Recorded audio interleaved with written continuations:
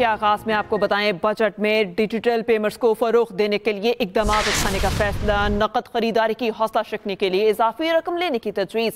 Petrol pump से नकद तेल खरीदने पर 3 रुपए तक इजाफी वसूली की तजवीज़ ज़ेर गौर है।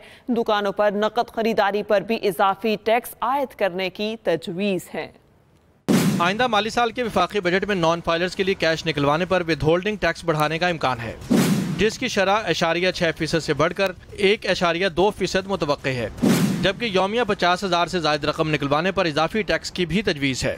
ज़राए के मुताबिक 800 सीसी से छोटी गाड़ियों पर सेल्स टैक्स में इजाफा हो सकता है। मकामी तैयार की गई कारों पर GST की शरह बढ़ाने की तजवीज़ है। टैक्स की शरह 12.5% से बढ़ाकर 18% करने का इम्कान है।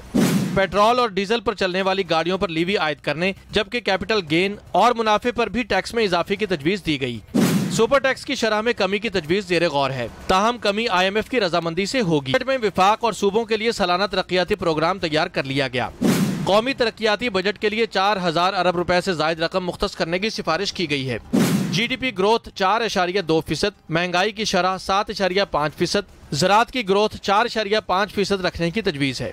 सनत 4.3 और खिदमत के शोबे की ग्रोथ 4.7% मुकर्रर करने की तजवीज़ सामने आई। विफाक का PSDP 1,050 अरब रुपए के लगभग होगा, जबकि सूबों के लिए तरक्याती बजट 2,800 अरब रुपए से ज़ायद मुख्तस करने की तजवीज़ है।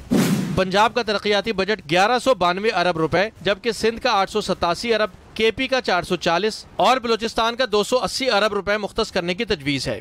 पानी और बिजली के मंसूबों के लिए 259 अरब रुपए, नेशनल हाईवे अथॉरिटी के लिए 229 अरब रुपए, दियामिर भाषा डैम के लिए 35 अरब, जबकि तालीम और सेहत के लिए 42 अरब रुपए मुख्तस करने की तजवीज़। दूसरी जानिब बजट अहदाफ पर बातचीत के लिए पाकिस्तान और IMF के दरमियान मुज़ाकरात का नया दौर रवां हफ्ते होगा। अगला बजट IMF की मुशावरत से तैयार किया जाएगा। इरशाद अंसारी, एक्सप्रेस न्यूज़, इस्लामाबाद।